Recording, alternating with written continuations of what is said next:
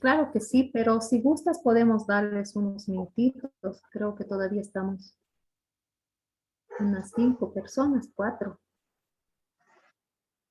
¿Te No se parece si preocupe, les doy? doctora, vamos Sí, a pasar van a la ir llegando. grabación el día de mañana para los participantes que no estén, por respeto a los que ya están con nosotros. Bueno, perfecto. Muchas gracias. Voy a compartir.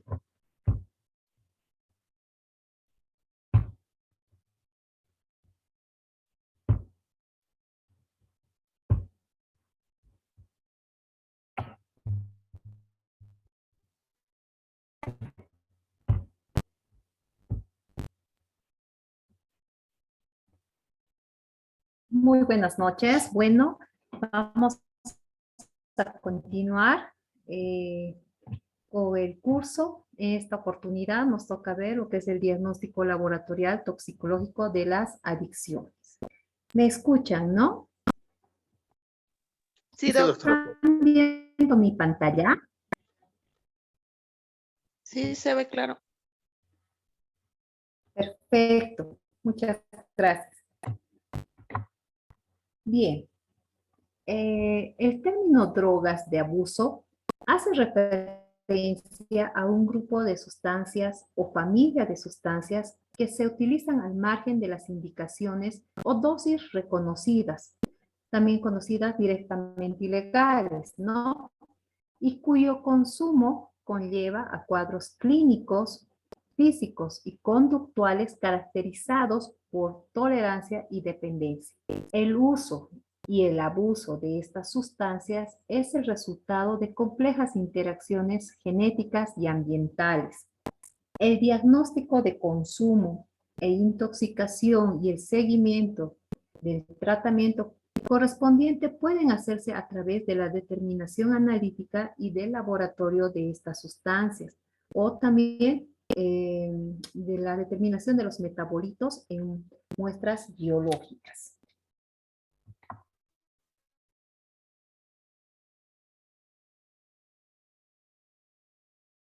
El objetivo del análisis del laboratorio toxicológico condiciona el tipo de muestras que resulta más. Es así que el diagnóstico de una intoxicación requiere que la muestra se recolecte dentro del periodo en que la sustancia o sus metabolitos están presentes en el organismo o en el medio biológico adecuado para el estudio.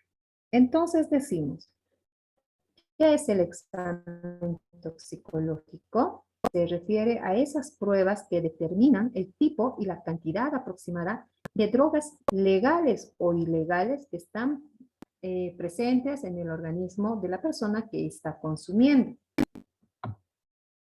Bien.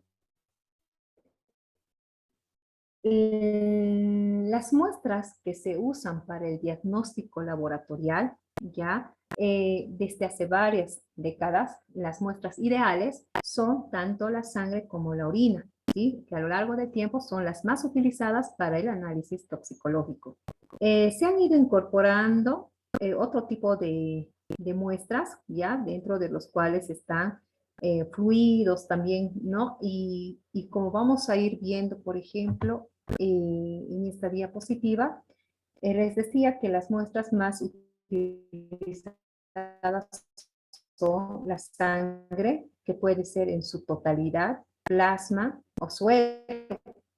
Ya dentro de las excreciones, aire exhalado, heces, meconio. Dentro de la orina se puede considerar a la primera micción, que es lo que generalmente se utiliza en un diagnóstico laboratorial de rutina. En este caso, cuando se habla de diagnóstico toxicológico, se puede considerar la segunda micción o incluso la de 24 horas. Dentro de las secreciones están los fluidos orales, el sudor, la leche materna, las bilis, ¿no?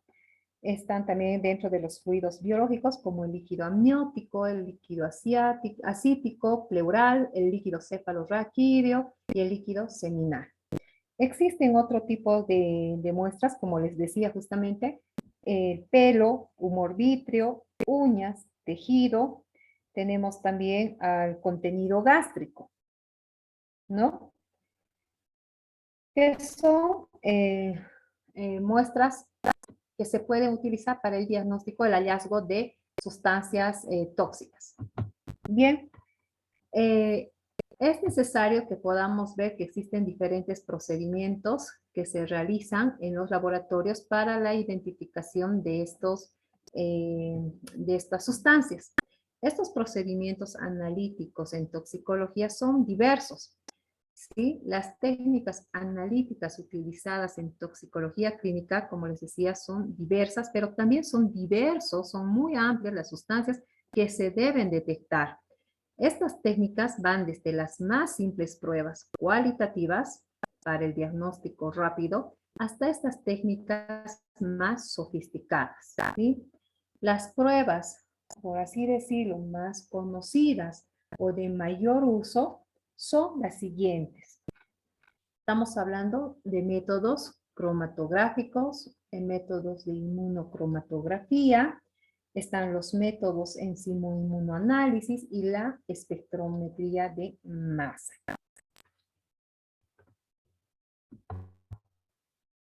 Bien. Los métodos cromatográficos o técnicas químicas de separación de sustancias complejas, ¿no? Es decir, esta técnica química de separación va a ir a separar a estas sustancias complejas en componentes más simples. Mediante la cromatografía es posible separar analitos, que son muy parecidos entre sí en cuanto a sus propiedades físico-químicas. Por ejemplo, tenemos los pesticidas, aminoácidos, mezcla de proteínas, de ácidos grasos, pigmentos y otras sustancias. Bien, como ven, la cromatografía es una técnica de separación en la que los componentes se van a separar en pequeñas en sustancias más simples y se van a distribuir en dos fases invisibles. Una fase móvil que se desplaza en una dirección definida y la otra fase que es fija o estacionaria. ¿Sí? Son métodos muy sensibles y específicos que se van a clasificar según su estado físico de la fase móvil o estacionaria. Si la fase móvil es un gas, estamos hablando de una cromatografía de gases, que esta puede ser a su vez gas líquido, ya en algunas literaturas está mencionado como GLC, o puede ser gas sólido, dependiendo del estado físico de la fase estacionaria, líquido o sólido respectivamente, ¿sí? Si la fase móvil es un líquido, tenemos a la cromatografía en fase líquida, que a su vez pueden ser líquido-líquido, o el LC, líquido sólido, ¿no? Se les reconoce por las siglas LSC, o también puede ser líquido gel. Bien, en este método refiere la separación de estos componentes se va a realizar en una mezcla. En realidad se van a separar en una columna absorbente dentro de un sistema fluyente, ¿sí? Repito entonces, que el modo de operar de este tipo de estudios, de este tipo de método cromatográfico, es que los componentes de una mezcla se van a separar en una columna absorbente dentro de un sistema fluyente. Este tipo de pruebas, por ejemplo, no es muy útil para la revisión de escenas de un crimen, ya en un examen de orina para separar las tintas. Este método cromatográfico consiste, una vez más repetimos, la separación de componentes de una mezcla utilizando diferentes sustancias por su alta afinidad de cada una de estas fases estacionarias.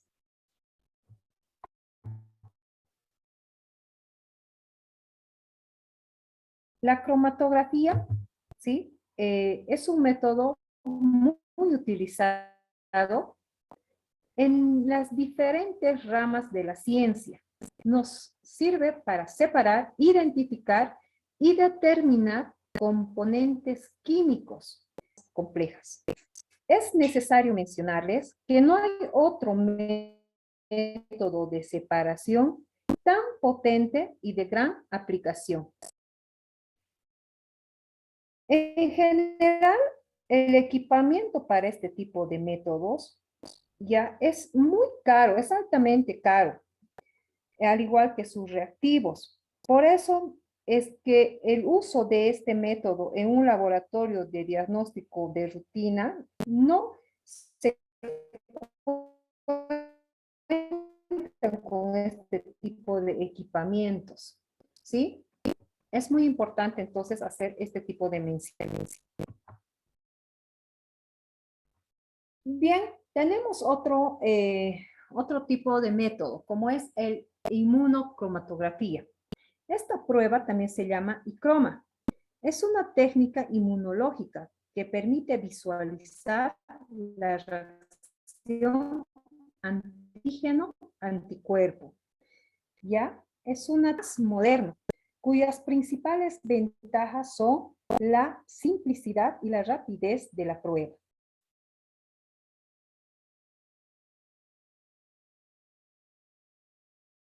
Cada vez son más las aplicaciones de esta técnica, por ejemplo, en el ámbito de los test, ¿no? Aquí, por ejemplo, podemos ver que la inmunocromatografía consiste en la reacción antígeno-anticuerpo, donde habitualmente un antígeno marcado compite, dice, con el analito para unirse al anticuerpo. Habíamos mencionado que sirven para detectar y monitorizar drogas simples o grupos de sustancias. Por ello, el anticuerpo se diseña para detectar una clase de compuestos o bien una sola droga.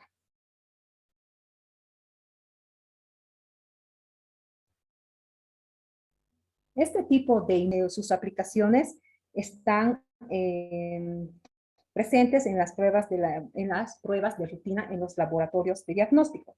¿Sí? Por ejemplo, están los test de embarazo, ¿sí? Que se puede utilizar para la detección de PSA, test para VIH, y hoy en día se maneja bastante los test para COVID. Su principal ventaja son, una vez más repetimos, la simplicidad y la rapidez de la prueba. La principal limitación de esta técnica es la reactividad cruzada, dada la falta de especificidad de los anticuerpos. Es por ello que un resultado positivo debería volverse a confirmar. ¿A qué se refiere con esto? Si hay una actividad cruzada, podemos tener resultados falsos positivos, ¿sí? Esta tenga relación legal, por ejemplo, no sea relacionado a un tema médico legal. Se realiza esta prueba en dispositivos simples, que están sumamente desarrollados para detectar la presencia o la ausencia de un compuesto objetivo, que es obviamente la muestra, ¿no? O nuestra matriz. Estas pruebas también se pueden utilizar en el domicilio como pruebas de descarte.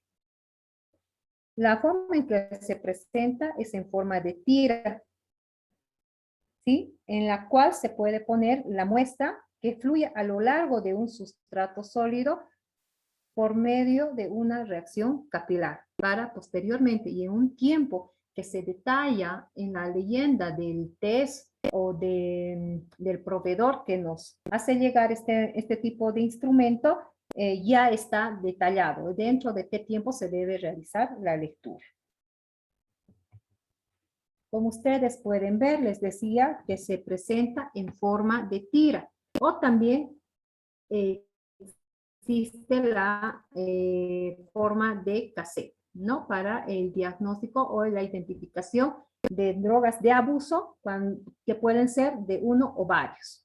En el ejemplo de aquí arriba, ¿sí? En la forma de tira, ustedes pueden ver que se presenta una área para aplicar la muestra, ¿sí? Esta es la única parte que vamos a poder nosotros operar en esta zona. Lo demás, no. Pero cuando se administra, se pone la matriz o la muestra, ¿no? Esperamos el tiempo indicado, que no va más de 5 a 7 minutos. Se presentan dos bandas que se deben marcar. Una que es la C, la región del control, y ustedes pueden ver una banda identificada con la letra T, que es la región de la prueba. Si se marca aquí, en la región de la prueba, quiere decir que se ha realizado correctamente la reacción. Pero sí o sí se tiene que marcar la región de control, ¿ya? En otro ejemplo podemos ver, por ejemplo, aquí tenemos 2, 4, 6, para la identificación de 6 sustancias de abuso, ¿no? Una línea que indica un resultado positivo cuando se marca una sola línea nos indica positivo. Esta es la diferencia con otro tipo de pruebas, por ejemplo, los de test que se están utilizando, como les decía, para diagnóstico de COVID o de SARS-CoV-2, ¿no? Donde marca la franjita C de control y tenemos también que se va a marcar las franjas para los anticuerpos, tanto IgG como IgM, ¿no? Si hay presencia o ausencia de los mismos. Ahora, en este tipo de discos donde se utilizan para el diagnóstico toxicológico de sustancias, de uso de sustancias de abuso, la franja, la banda que se pinta nos indica una prueba negativa. Si aparte de marcarse la C y se marca la región T, se considera un resultado negativo. En caso de que haya ausencia de pintar la franja T, se refiere o nos indica a un resultado positivo. ¿Ya? Esta parte quedó clara, ¿no? La diferencia de utilizar un test para la identificación de, por ejemplo, de SARS-CoV-2 es totalmente diferente a la que se utiliza en los discos para la identificación de sustancias de abuso o el uso de sustancias de abuso. ¿Cómo se debe realizar la lectura? Con la aparición de las franjas, de dos franjas. Si se marca solamente en la región C de control, es una prueba negativa. ¿Ya? Y si se marcan las dos líneas, perdón, es positiva. Y si solo se marca una, es negativa. Otra técnica es la prueba de enzimo inmunoanálisis, ¿sí? Los métodos de enzimo inmunoanálisis ofrecen información semi-cuantitativa y cualitativa para muchas drogas de abuso y medicamentos. Su sensibilidad es alta, así también es muy alta la especificidad. Varía para distintas sustancias, no permitiendo la discriminación entre diferentes miembros de una misma familia. Esta técnica de laboratorio usa anticuerpos ligados a enzimas a fin de detectar y medir la cantidad de una sustancia en una solución, como por ejemplo suero.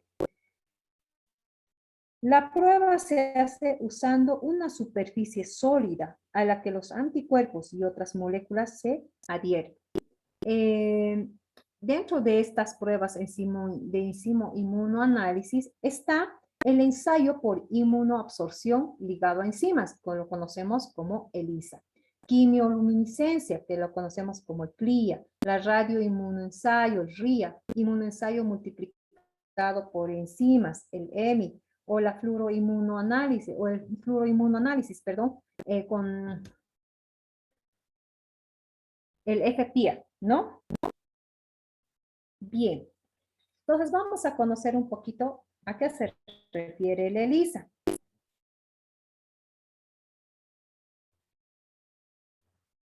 Es una técnica de laboratorio que permite la identificación de pequeñas partículas tóxicas, antígenos o gérmenes que son causantes de diferentes enfermedades.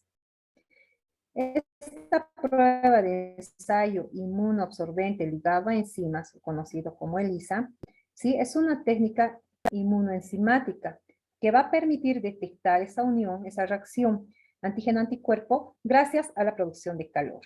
La técnica de ELISA es la más usada comúnmente en los procesos de detección, por ejemplo, de VIH. Tiene una alta especificidad.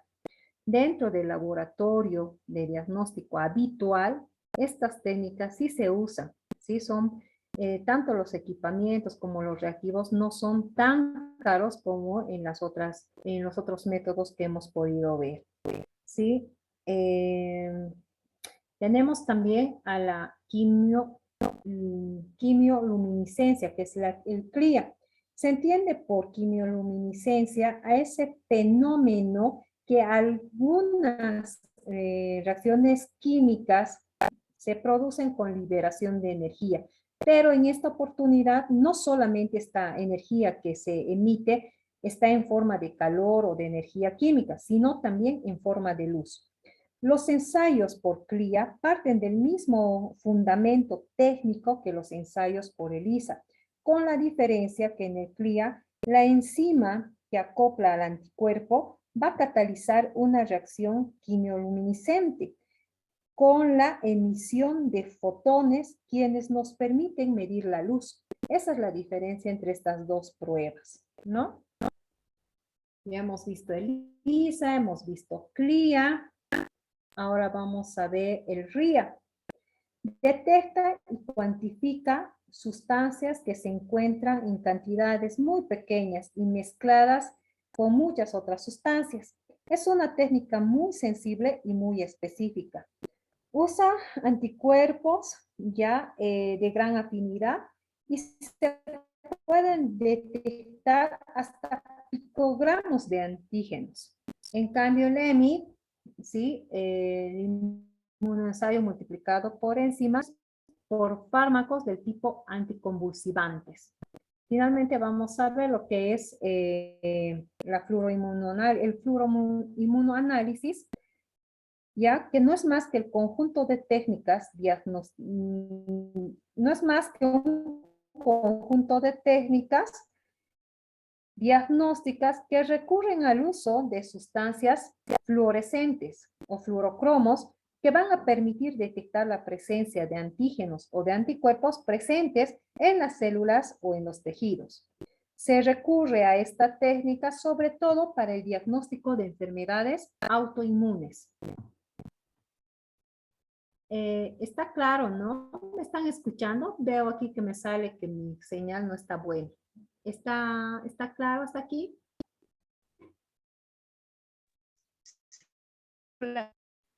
Por rato se corta, doctora. A ver, espérenme un segundito. Me voy a conectar a...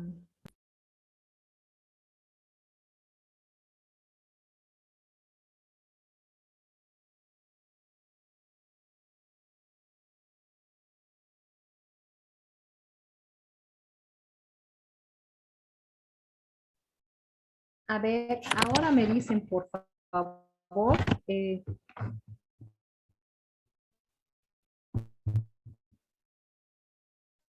aumentado la... ¿Me están escuchando mejor? ¿Hay alguna parte que quizás quieran que repita?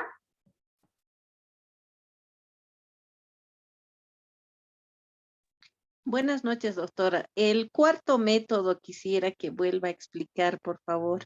Claro que sí, el inmunoensayo multiplicado por enzimas, lo que conocemos como EMI. Este tipo de pruebas se utiliza sobre todo, les decía, para el diagnóstico de intoxicaciones por fármacos de uso de sustancias como los anticonvulsivantes. ¿Sí? Es una prueba quizás muy poco utilizada en nuestro medio, pero que nos sirve sobre todo y se aplica muy bien para cuando se da una intoxicación por este tipo de sustancias. Y el fluoroinmunoanálisis o el FPIA ¿no? Es un conjunto de técnicas diagnósticas que van a usar o van a recurrir al uso de sustancias fluorescentes como los fluorocromos, ya que permiten detectar la presencia de antígenos o de anticuerpos que estén presentes en las células o en los tejidos. Esta prueba es muy común para usar sobre todo, para diagnosticar enfermedades autoinmunes.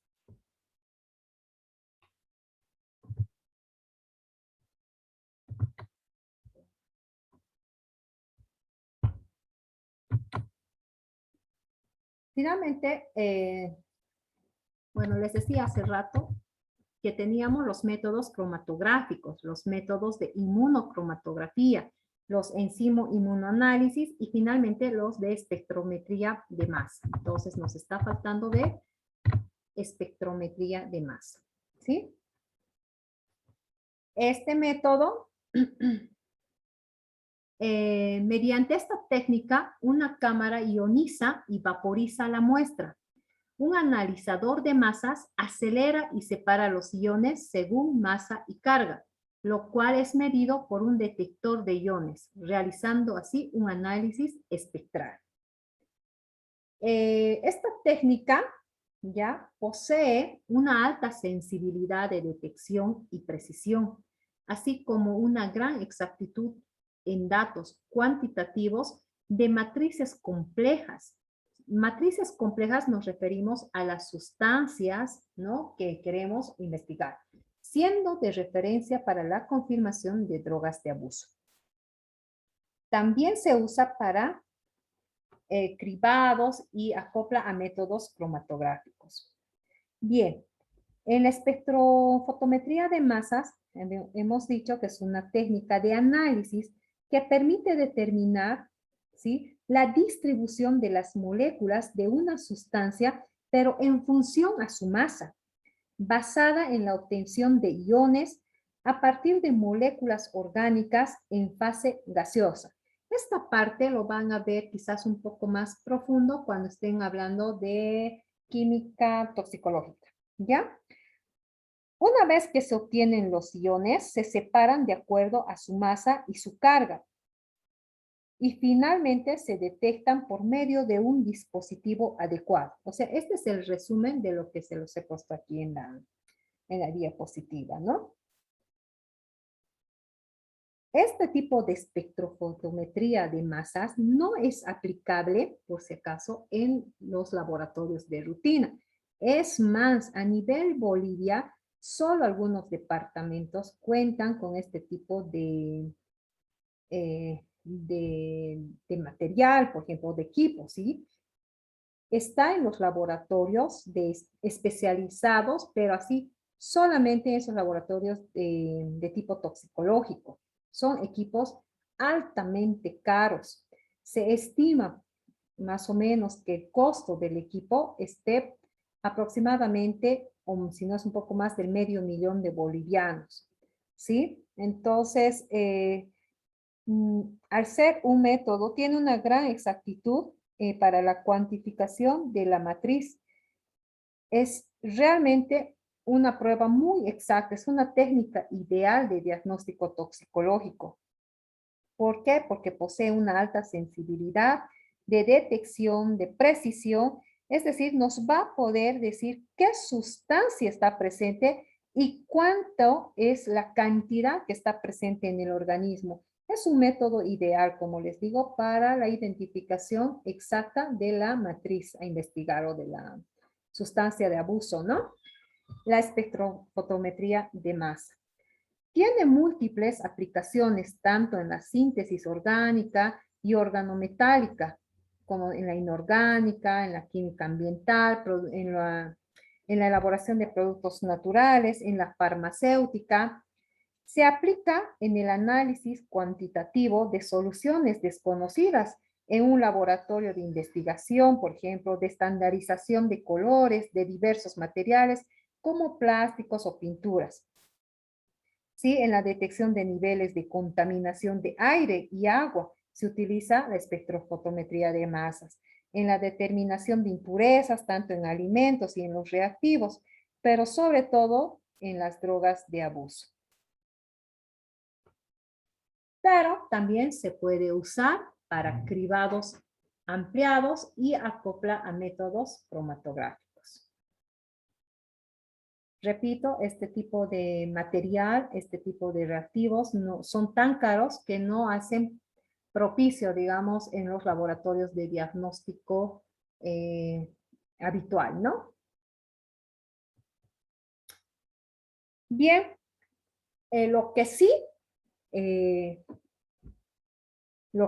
es posible realizar en nuestros laboratorios es un cribado o screening toxicológico, ¿ya? Desde el ámbito de laboratorio, desde el ámbito clínico, lo que sí se puede hacer es este cribado o screening toxicológico, porque no necesariamente se requiere contar con equipamientos caros ni reactivos caros, ¿sí? El cribado toxicológico es un examen toxicológico, ¿sí? Que refiere a diversas pruebas que determinan el de drogas legales o ilegales que una persona está consumiendo. En general, con este término nos referimos a la detección cualitativa de un número limitado de fármacos y drogas de abuso en orina. En base a, por ejemplo, los fabricantes, ¿sí? De los materiales, en base a la epidemiología o al uso más frecuente de las drogas en nuestro medio, van a ir a ofertar, ¿ya? ¿Para qué sirve este tipo de cribado? Para diferenciar los negativos de las muestras presuntamente positivas. Son análisis rápido, no específicos, son generalmente inmunocromatográficos e inmunoanálisis automatizados. La muestra de orina para el cribado o el screening toxicológico, hemos dicho que la orina es la más frecuente y la que tiene mayor tiempo de uso como matriz por la facilidad de recolección. ¿Por qué? Porque no es tomar la muestra no es difícil, ¿sí? No es invasiva. Y las concentraciones de las drogas y sus metabolitos son más altos en este tipo de matrices. Nos permite tiempos de detección más prolongados que van desde las horas hasta algunos días. Y la concentración de drogas que se obtienen en la orina puede variar dependiendo de factores como la dosis, la vía de administración, el tiempo transcurrido de su consumo, las vías de excreción, si el flujo de orina, el pH, el metabolito propio de cada organismo.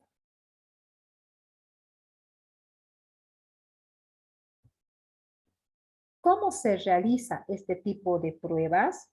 Por ejemplo, lo que se hace en la parte de laboratorio, ¿sí? Es para la preparación se necesita un cassette individual, una mini pipeta, que generalmente esto lo viene con todo el kit, ¿sí? O en caso de que el proveedor no favorezca con este elemento, se cuentan con pipetas en laboratorio que son mini pipetas, ¿no? Que tienen la capacidad de dispensar la cantidad necesaria, ¿sí? Bote con muestra de orina y los guantes. Los guantes nos permite no solo la protección personal, sino también la de conservar intacta la muestra, es decir, evitamos la contaminación de la muestra. Después, colocamos el test o el cassette en una superficie limpia, plana. Se toma la muestra de orina con la mini pipeta y se vierten 3 gotas en la zona donde indica administrar la muestra, pues, ¿no? Si no se cuenta con el microgotero, entonces se puede utilizar esta pipeta y podemos poner 180 microlitros aproximadamente en el pocillo de la muestra, ¿sí? Marcado como S en los discos, en los cassettes, ¿no? O en los test del dispositivo. Es necesario, ¿sí? Al momento de realizar el procedimiento, hacer una lectura de las indicaciones que el proveedor nos hace llegar, ¿sí? Eso nos sirve tanto para tener en cuenta no solo el tiempo de lectura, sino también incluso la forma de aplicar este procedimiento. Lea los resultados del test de drogas a los 5 minutos aproximadamente. Confirme que los resultados sean positivos. Si son positivos, hay que volverlos a leer a los 8 minutos. ¿Ya? Después de este tiempo ya no tiene relevancia leer porque nos puede dar un falso positivo. ¿Sí? Para la interpretación de resultados, es importante, dice, el área de resultados muestra dos líneas rojas. La línea de controles C y la línea del test está marcado, identificado con la letra T. La intensidad del color de la línea de test puede variar. Un resultado negativo puede indicar que la concentración de la droga en el cuerpo del individuo está por debajo del límite de detección o la ausencia de la misma. Es decir, no siempre la ausencia de la línea T signifique negativo. Como podemos ver, se puede deber a que la concentración de nuestra muestra esté muy diluida. Entonces es necesario verificar o repetir. En caso de tener un resultado positivo, solo va a aparecer la línea de control C en el área de resultados.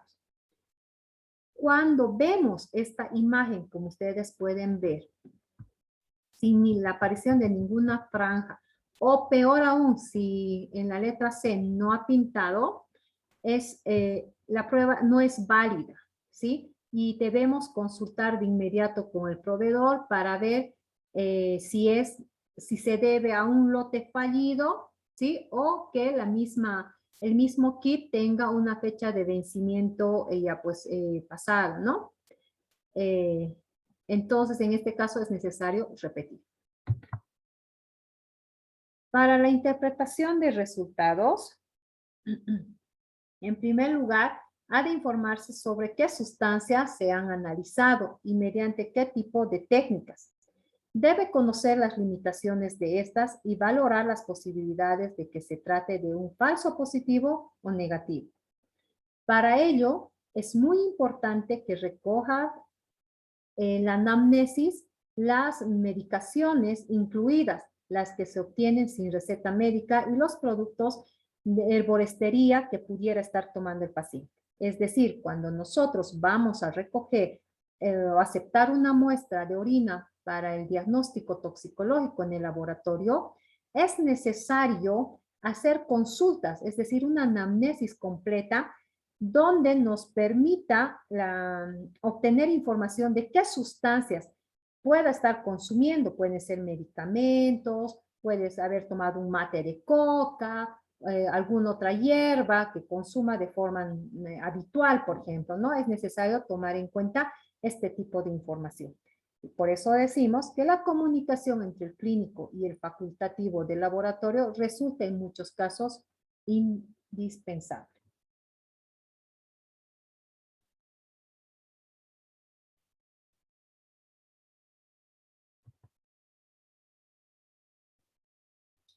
Bien, aspectos que se deben tomar en cuenta, ¿sí? El valor de corte. El resultado de una técnica es positivo o negativo en función del valor de corte de cada prueba.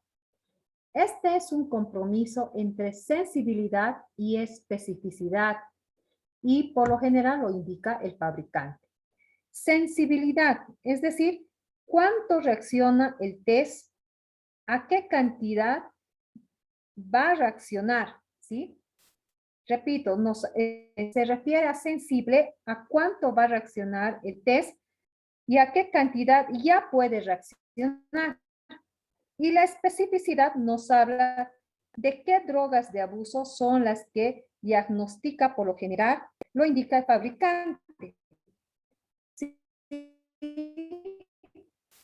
puede dar lugar a resultados contradictorios en muestras analizadas en diferentes laboratorios que utilicen diferentes puntos de corte y también en muestras analizadas en el mismo laboratorio, pero con cierto espacio de tiempo.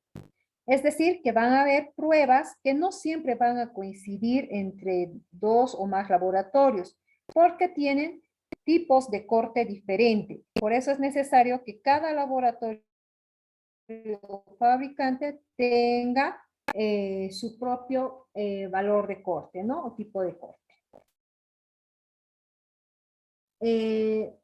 Cierto espacio de tiempo. ¿Qué se refiere? Por ejemplo, aquí vemos en un cuadro, ¿sí? Que el punto de corte para los barbitúricos es de 100, ¿cómo es? 100 microgramos por mililitro, ¿sí? Esto significa que si la muestra contiene un valor, si existe una sustancia tóxica en la muestra, ya en mínima concentra un resultado negativo. Eso no si no esté presente, sino que está por debajo de este punto de corte.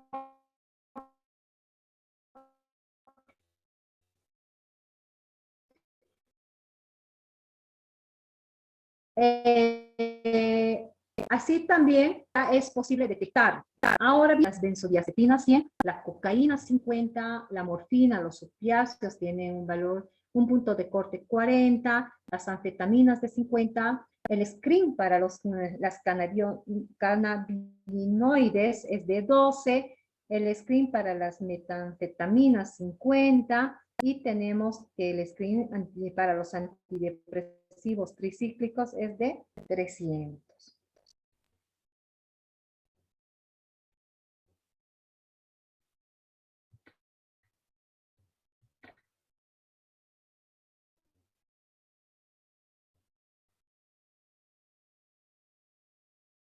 Se utiliza un cribado de 8 drogas de abuso donde el punto de corte, ¿no? Esto ya sin resumen, esto quiere decir que si el paciente ya se pone, o el tiempo de permanencia, por ejemplo, de la sustancia en la muestra de orina es menor a 100 microgramos, no va a ser detectado en este screen, pero sí va a ser mayor a esta concentración, sí lo podemos detectar.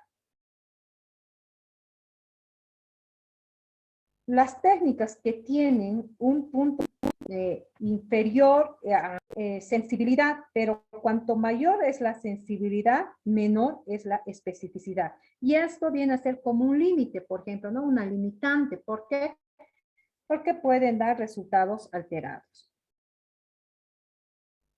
Es necesario y muy importante revisar qué técnicas vamos a usar. ¿Ya? Ahora bien,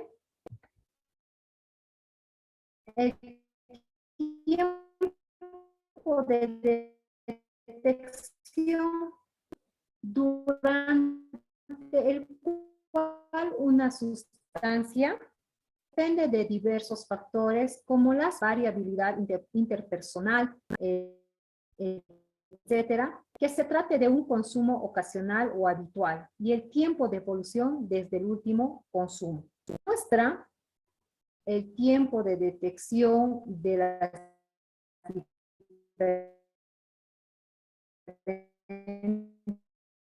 las sustancias en orina indica la posibilidad de que las sustancias con tiempo máximo de 48 horas.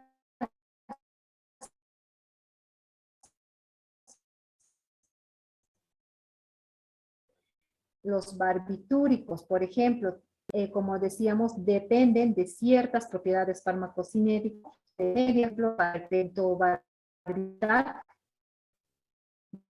de 24 horas, la vida media larga, ¿no? Por ejemplo, para los fenobarbitales de 3, las días, para el diazepam 30 días, en el caso de la cocaína de 2 a 4 días, en caso de tratarse de cannabis, si se trata de un consumo ocasional, 3 días, si es un consumo moderado, por ejemplo, de 4 veces por semana, hablamos entre 5 a 7 días, si es un consumo diario, el tiempo será de 10 a 15 días, un consumo habitual prolongado mayor a 30 días.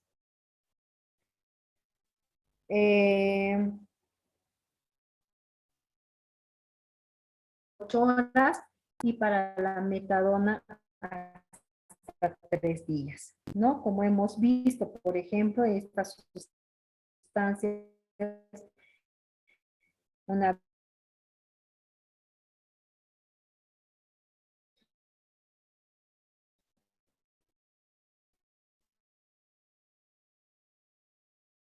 en caso podemos tener un tiempo más, digamos, depende de acuerdo a la media. Y también es importante que la anamnesis es un consumidor menos tiempo más.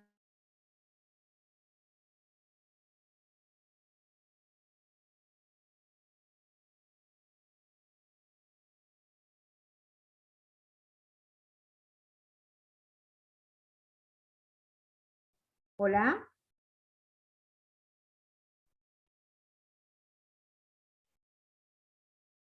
¿me escuchan? Hola, buenas noches, ¿me escuchan? Sí, doctora, la escuchamos, solo que la pantalla no se observa. Bueno, no sé qué ha pasado, de pronto me salí, creo. No me he salido, me han botado, o se salió. Mil disculpas.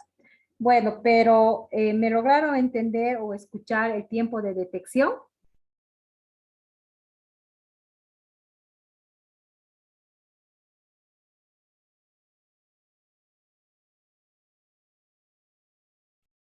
¿Se me escucha o tengo problemas de audio? Está bien, doctora, se escucha. ¿Ya se Adelante. puede ver la pantalla?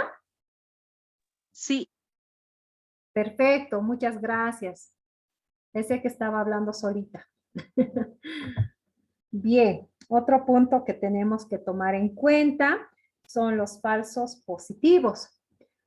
Son muchas las sustancias que pueden producir reacciones cruzadas, dando lugar a falsos positivos. La lista de falsos positivos es dinámica. Aumenta a medida que se producen nuevos casos. Se establece la sustancia responsable y se comunica a través de publicaciones científicas, ¿no? Para esto, la espectrofotometría de masa es la ideal, porque nos va a decir exactamente cuál es el compuesto con el que se estuviera cruzando, ¿sí? Por ejemplo, podemos ver que la anfetamina, ¿no? Puede dar una reacción cruzada, ¿sí?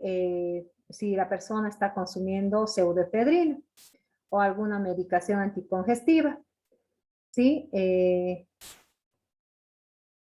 Tenemos a los antidepresivos tricíclicos, por ejemplo, que podrían dar una reacción cruzada con los carbapenes o las fenotiacidas o el uso de antihistamínicos como la difenhidramina, la clorfeniramina, etc.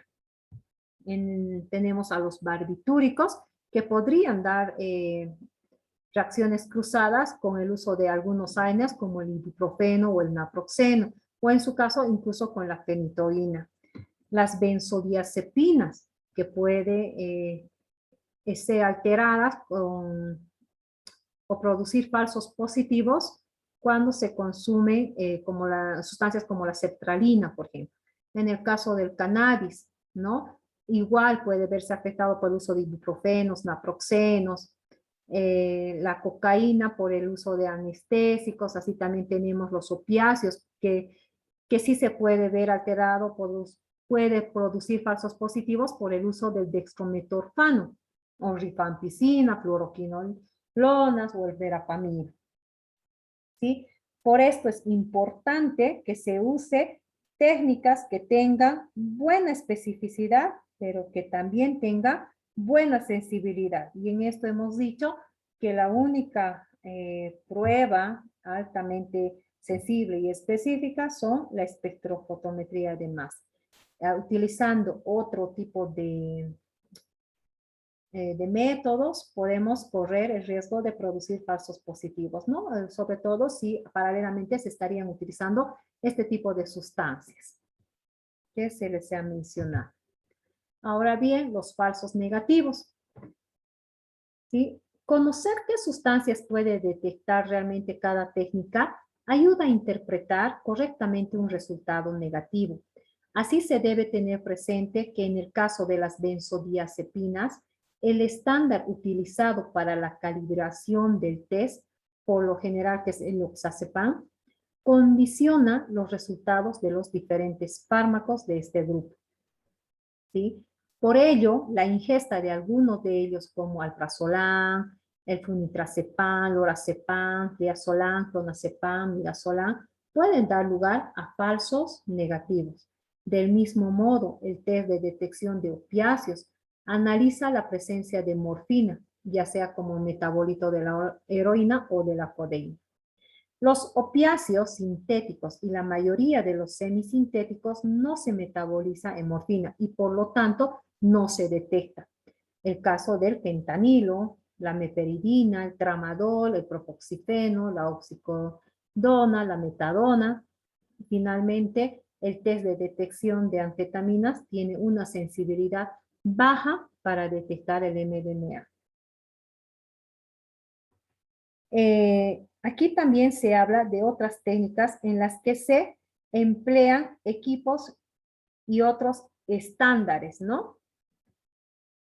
Las drogas más frecuentes en el cribado o en el screen toxicológico son la detección de anfetamina, metanfetaminas, los barbitúricos, las benzodiazepinas, cocaína, morfina, opiáceos, la heroína, está la metadona, el MTD, los antidepresivos tricíclicos, está la marihuana, el cannabis, está el metilendoximetamina, ¿no?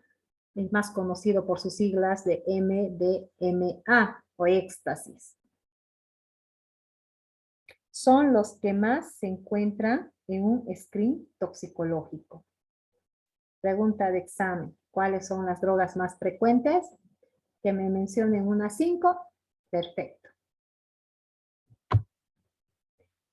Es importante, ¿sí?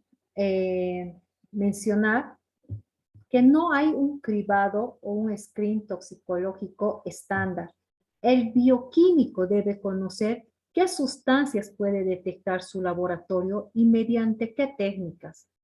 Las técnicas utilizadas en el screen toxicológico de urgencias no informan ni la dosis ni el tiempo transcurrido desde el consumo y pueden presentar falsos positivos y negativos. ¿Sí? Esto, un screen toxicológico negativo solo nos indica que las sustancias analizadas no se encuentran presentes en orina a concentraciones superiores al punto de corte. Lo que les decía hace rato, que las sustancias pueden estar presentes, pero si está por debajo del punto de corte, no nos va a dar positivo, sino un negativo, ¿no es cierto? Algunas benzodiazepinas que no se metabolizan en oxazepam, que es el estándar, y los opiáceos que no producen morfina no se detectan en el screen toxicológico. Deben confirmarse los resultados positivos sin antecedente de consumo y todos los que puedan tener persecuciones legales, sobre todo si da positivo, ¿no? O sea, debemos dar un diagnóstico laboratorial toxicológico altamente seguro. ¿Sí? Si es necesario repetir 1 o 2 veces, es importante realizar aquello. ¿Ya? Sobre todo, hemos dicho, si se tratan de pruebas toxicológicas relacionadas con el tema médico legal. Un resumen, entonces, ¿no? Algunos datos muy importantes. Ya casi para acabar, el examen toxicológico decimos que se refiere a diversas pruebas que van a determinar el tipo y la cantidad aproximada de drogas legales e ilegales que las personas están tomando. La forma en cómo se realiza, por lo general, es a través de un examen de orina, utilizando un cassette, un dispositivo en el laboratorio, ¿sí? Se puede también hacer pruebas a través de otros fluidos. La preparación para el examen. En ocasiones este examen es parte de una investigación sobre consumo de drogas o abuso en el consumo de drogas. Se pueden requerir consentimientos, manipulación y etiquetado de muestras u otros procedimientos especiales, pero no se necesita ninguna preparación especial para el paciente. Si puede hacerlo, dígale al proveedor o a la atención o a quien le va a realizar la prueba qué tipo de medicamentos de venta libre está tomando u otras sustancias que haya tomado días antes a la toma de muestra.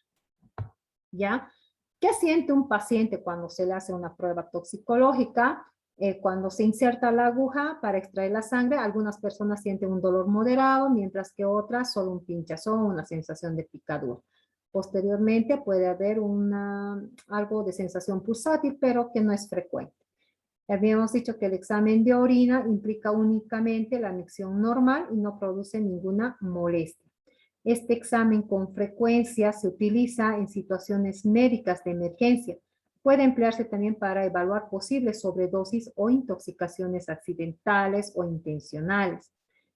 Puede ayudar a determinar la causa de toxicidad aguda por drogas, ¿no? Vigilar el tema de farmacodependencia, ¿ya? Y determinar la presencia o la ausencia de cuerpos en el cuerpo de propósitos médicos legales. Como ustedes han recibido ya el material hace unos días atrás, se les ha compartido algunos artículos, ¿sí? Que me parece muy interesante, muy importante que lo vayan revisando. O quizás ya lo han leído, ¿no? Entonces, solo hacer un resumen de estos artículos que, bueno, les he podido compartir. Las adicciones, porque este es un tema del día, ¿no? Es un tema muy frecuente, que cada vez tiene un mayor impacto en todos, ¿sí? Me incluyo, en todos los que habitamos esta tierra, en toda la humanidad. Desde, como ustedes pueden ver ya, no sé quiénes son adictos a la Coca-Cola, ¿no? Se les hace agua a la boca al ver. Y uno dice, bueno, a mí me gusta solamente porque me gusta. Y no es así. Hay un tema, un artículo que habla de la toxicidad y el poder adictivo, por ejemplo. Desde sustancias como una simple Coca-Cola, ¿no? Estoy segura que la mayoría que está aquí en el curso ya ha podido revisar este artículo y bueno, podemos hacer un diálogo al respecto. Se los leo la parte más importante. La Coca-Cola es considerada una de las bebidas más consumidas en el mundo. La bebida que surgió como un alivio para mejorar manifestaciones digestivas, hoy en día se ha convertido en la tercera bebida más valiosa del mundo, según la consultora de Interbrand, así como la más famosa, con un grado de reconocimiento del 94% de la población mundial. Actualmente muchas personas reconocen en ella una fuente de sensación, de placer, lo que los ha llevado a su consumo con fines recreacionales, culminando un gran por ciento en el camino de la adicción, ¿no? Entre sus componentes se destaca el ácido fosfórico, que tiene un efecto corrosivo, ¿sí? La aparición de diabetes mellitus, por ejemplo, ¿no? La anemia, la pérdida del esmalte, el envejecimiento, la obesidad Son pues algunos efectos dañinos a la salud que muchos ignoramos o también conociendo lo consumimos. ¿Sí? Este tipo de adicción puede ser contrarrestada si se utiliza un tratamiento, es decir, la sustitución por otras bebidas, ¿no? Y esto seguramente ustedes ya lo han revisado. También hay un artículo que nos habla de la genética molecular del alcoholismo, porque el alcoholismo es un tema también de adicción, ¿no? Y muchas pruebas van en base a eso, desde una simple alcoholemia. El alcoholismo es una patología psiquiátrica compleja y de origen multifactorial, en la que el factor genético explica alrededor del 50% del fenómeno. Son numerosos los genes que se han asociado a esta enfermedad, pero su aporte individual es mínimo y contradictorio. Estos genes operan a través de características intermedias como la impulsividad, la sensibilidad al alcohol, lo que hace compleja la definición del fenotipo del alcoholismo. Actualmente se comprenden mucho más estas relaciones y el desarrollo rápido de nuevas metodologías de estudio promete continuar este proceso, así como la generación de algoritmos de diagnóstico, prevención y tratamientos más acertados y confiables. Al punto, ¿cómo se puede ver? Mientras que hay hechos de investigación para apoyar, ¿no? Que los hijos de alcohólicos, por ejemplo, tienen un alto riesgo de abuso de alcohol. No solo es el factor hereditario el que impulsa a determinar el alcoholismo. Sabemos que el alcohol daña los cromosomas y provoca mutaciones en la célula madre de la sangre, y esto puede llevar incluso a producir cáncer. El aumento hereditario del riesgo de presentar una enfermedad también se llama, y lo conocemos hoy en día como susceptibilidad genética. Algo que me ha parecido interesante compartirles también en este tema es el tabaquismo. Este artículo habla del tabaquismo en Costa Rica, ¿no? La susceptibilidad y el consumo y la dependencia. El objetivo de este artículo es identificar elementos asociados con el tabaquismo, la susceptibilidad y la adicción en jóvenes de 13 a 15 años para determinar condiciones de riesgo y posibles intervenciones desde las políticas, sobre todo sobre tabaco en Costa Rica. Se utilizó una muestra en 11.540 jóvenes de edad escolar. La prevalencia del consumo actual disminuyó significativamente a lo largo de los 14 años de estudio y también, aunque en menor intensidad, el índice de susceptibilidad hacia el tabaquismo. Sin embargo, en Bolivia podemos decir lo contrario, que cada vez nosotros podemos ver, a grosso modo, porque no hay un artículo, un trabajo de investigación que corrobore esto, pero la mayoría de nosotros, como tal vez somos papás, mamás, no sé si en el grupo hay, sabemos y podemos ver que nuestros adolescentes, nuestros jóvenes cada vez más incurren en este tipo de adicción, ¿no? La mayoría de nuestros adolescentes, entonces, a pesar de que son conscientes del daño que les va a provocar, incluso la muerte, igual llegan a consumir el tabaco, ¿sí? En mayores cantidades. El hecho de probar tabaco una sola vez les predispone luego a volverse adictos a la nicotina, ¿no? Y a otras sustancias que luego estamos pues sometiéndolos a pruebas para identificar la presencia de ciertos tóxicos, ya sea en sus muestras, ¿no? Finalmente tenemos otro artículo que es la reeducación en farmacodependencia antes, después de una historia. Este artículo pretende evidenciar el proceso de reeducación de consumidores de sustancias psicoactivas abordando 3 estadios, en un inicio, un durante y un después del mismo, logrando así la identificación de las posibles causas de consumo y de los factores de riesgo que conlleva al sujeto a la reincidencia. La importancia de la familia y su rol dentro de la sociedad es transversal en el tema de consumo de sustancias psicoactivas.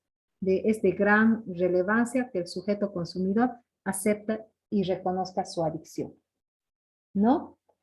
Las drogas de mayor consumo tenemos, como hemos visto ya en diapositivas más atrás, la marihuana, que es una planta que se extrae del cannabis, las ¿Y quiénes provocan farmacodependencia? Están las sustancias estimulantes del sistema nervioso central, como el uso de anfetaminas, la cocaína, la PVC, sustancias depresores del sistema nervioso central, por ejemplo, vamos a mencionar al alcohol, el uso de opiáceos, las benzodiazepinas, sedantes menores y los barbitúricos, ¿no? Entonces, estos son los datos que espero los hayan revisado y les haya gustado.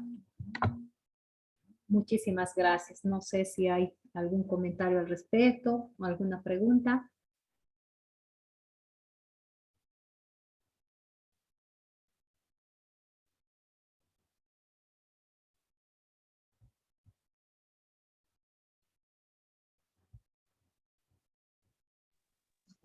Al parecer, doctora, no tenemos preguntas, todo claro. Bien, muchísimas gracias. Conmigo va a ser entonces hasta el próximo viernes. Bendiciones a todos. Muchas gracias, doctora. Muy buena noche. Buenas noches.